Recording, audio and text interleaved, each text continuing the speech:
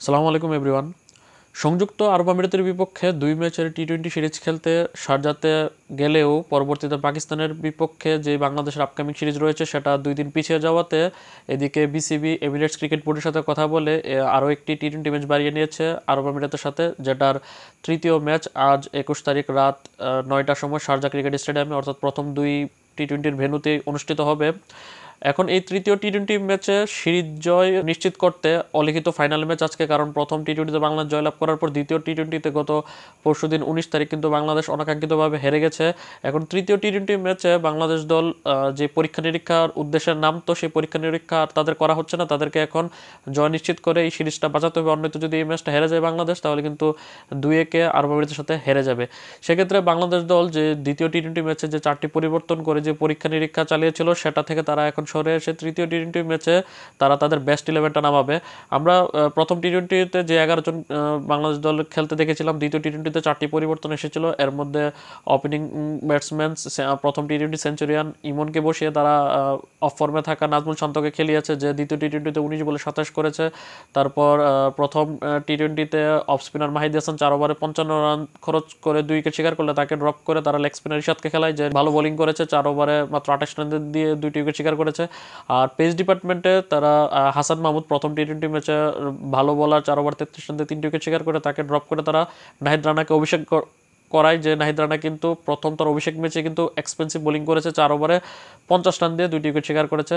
আর চতুর্থ পরিবর্তনটা ছিল সেটা বাধ্য পরিবর্তন, কারণ প্রথম টি-20 ম্যাচ খেলে আইপিএল খেলতে চলে যাওয়ায় মুস্তাফিজুর রহমানের বিকল্প হিসেবে তারা শরীফুল ইসলামকে খেলেছিল, যে মোটামুটি ভালো বল করেছে, 4 ওভারে 34 রান দিয়ে 2টি উইকেট শিকার করেছে।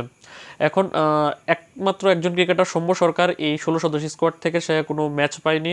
তৃতীয় ম্যাচে তাকে খেলানোর একটা সুযোগ ছিল যদি দ্বিতীয় টি-20 ম্যাচটা বাংলাদেশ জয়লাভ করতো, কিন্তু এখন তৃতীয় টি-20 ম্যাচে সৌম্যকে খেলিয়ে পরীক্ষা নিরীক্ষা করার চেয়ে বেস্ট 11 নামানোর পক্ষেই থাকবে টিম ম্যানেজমেন্ট।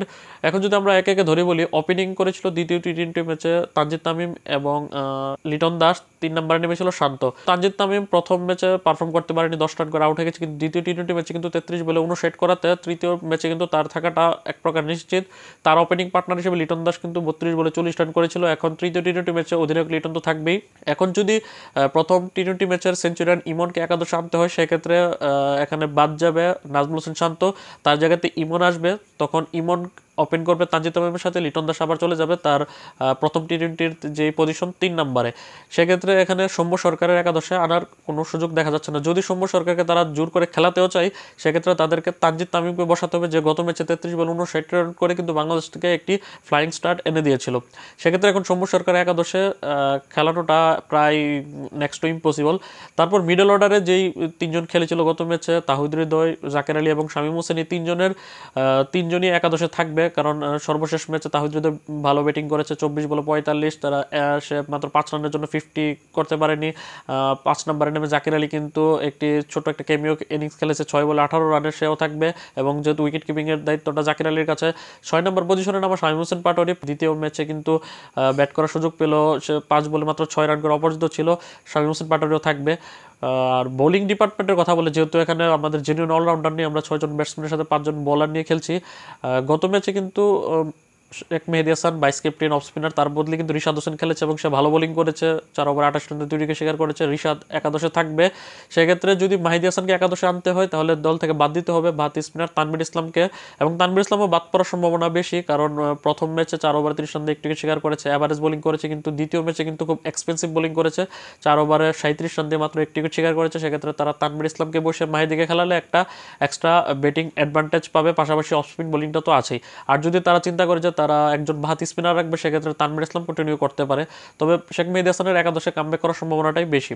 আর 3জন পেসারের মধ্যে গত ম্যাচে একমাত্র পেসার হিসেবে শরীফুল ইসলাম ভালো বোলিং করেছে, যে মুস্তাফিজের বিকল্প হিসেবে নেমেছে, এবং যেহেতু বাহাতি পেসার এবং ভেরিয়েশনের কারণে তারা একটা এক্সট্রা অ্যাডভান্টেজ পাবে, সেক্ষেত্রে শরীফুল ইসলাম যেহেতু গত ম্যাচে ভালো বোলিং করেছে এবং তা বাহাতি পেসার, সেক্ষেত্রে শরীফুল ইসলামও শেষ টি-20 ম্যাচে টিকে যাবে। পরিবর্তন হতে পারে 2জন পেসার তানজিম সাকিব এবং নাহিদ রানার মধ্যে। এর মধ্যে গত ম্যাচে অভিষেক করা নাহিদ রানা যেহেতু 4 ওভারে খুবই এক্সপেন্সিভ বোলিং করেছে, 50 রান দিয়েছে, তার জায়গাতে তারা প্রথম ম্যাচে 4 ওভারে 33 রান দিয়ে 3 উইকেট পাওয়া হাসান মাহমুদকে একাদশে ব্যাক করাতে পারে। আবার এমন হতে পারে যে তারা তানজিম সাকিবকে বসিয়ে দিতে পারে, কারণ তানজিম সাকিবের গত টি-20 ম্যাচের লাস্ট ওভারে বোলিংয়ে কিন্তু বাংলাদেশ হেরেছে। লাস্ট ওভারে ওয়াইড, তারপর ফুল টসের পাশাপাশি নো বল দেওয়ার কারণে কিন্তু বাংলাদেশ হেরেছে। সেই হিসাবে তারা তানজিম সাকিবকে ড্রপ করে এই জায়গাতে নাহিদ রানাকে আনতে পারে। তবে আবার তানজিম সাকিব কিন্তু প্রথম টি-20 ম্যাচে দলের বেস্ট বোলার ছিল, 4 ওভার 22 রানে 2 উইকেট শিকার করেছে। সেই হিসাবে তারা তানজিম সাকিব এবং নাহিদ রানার যে কোনো একজনকে ড্রপ করে তার হাসান মাহমুদকে একাদশে আনবে। অর্থাৎ একাদশে 3টি পরিবর্তন হতে পারে, কমপক্ষে একটি পরিবর্তন অবশ্যই ইমনকে তারা একাদশে আনবে, সেক্ষেত্রে শান্ত বাদ পড়তে পারে। আর মাহেদী হাসানকে যদি তারা আনে সেক্ষেত্রে তানভীর ইসলামকে ড্রপ করা হবে এবং অন্ততপক্ষে একজন পেসার তো পরিবর্তন হচ্ছে, অর্থাৎ তানজিম সাকিব এবং নাহিদ রানা যে কোনো একজনের পরিবর্তে হাসান মাহমুদ একাদশে আসবে। আপনাদের কাছে কি মনে হয় যে শেষ টি-20 ম্যাচে আজ রাত শারজাতে যে বাংলাদেশ সময় রাত 9টায় যে তৃতীয় টি-20 ম্যাচে বাংলাদেশ নামবে ডোরডাই ম্যাচে, সেই ম্যাচে বাংলাদেশের একাদশে কয়টি পরিবর্তন করা উচিত এবং কার কার পরিবর্তে কাকে একাদশে আনা উচিত, এবং সৌম্য সরকার যে এখন পর্যন্ত 2 ম্যাচ চলে যাওয়ার পর একটি ম্যাচও খেলেনি, একমাত্র ক্রিকেটার যে কোনো ম্যাচ পায়নি, তাকে কি খেলানো উচিত কিনা? কারণ সৌম্য সরকার তার যে সর্বশেষ 10টি টি-20 ইন্টারন্যাশনাল ম্যাচ খেলেছে সেখানে কিন্তু 20 এভারেজ এবং 120 স্ট্রাইক রেট 186 রান করেছে।